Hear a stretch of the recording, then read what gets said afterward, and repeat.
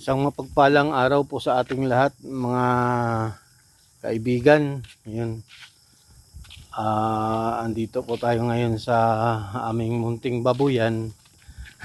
Buntot-buntot sa akin yung mga alaga kong native. Oh. Ayan, ang cute nila. Ayan. Ito yung mga inahin ko.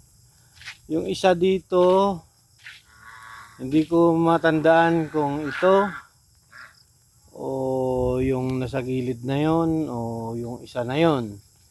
Mga anak ngayong June 22 kasabay ng isa naming inahing baboy na dirasa. Ito kasi mga native. Saka nandito na rin yung namin, mga ganso. Nilipat namin dito.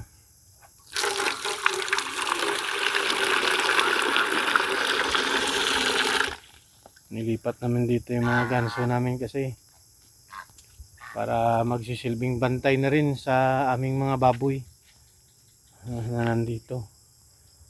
Yan.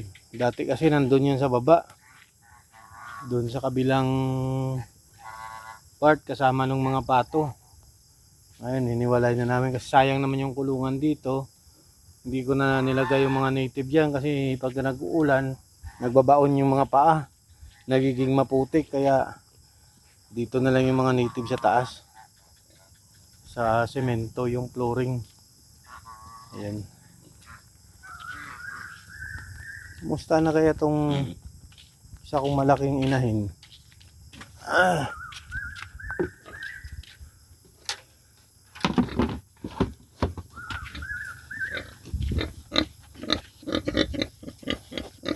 Hindi ka pa naghahabagat Hindi ka pa naghihit. Yan.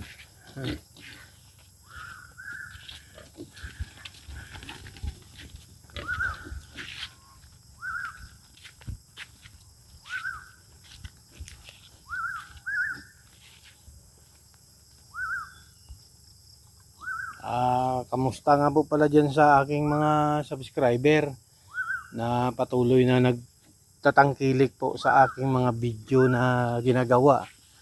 Yan. Maraming salamat po sa inyo at sana po lalo pa po tayong dumami para masaya tayo dito sa aking YouTube channel. Ayun. Maraming salamat po sa lahat ng mga nanonood. God bless po sa lahat, sa ating lahat. God bless po. Ingat po kayo. At maraming salamat po sa walang sawang pagsubaybay sa akin pong mga munting video na ginagawa. Sa ngayon, yun. God bless po. Maraming salamat sa lahat. Yun. Paalam.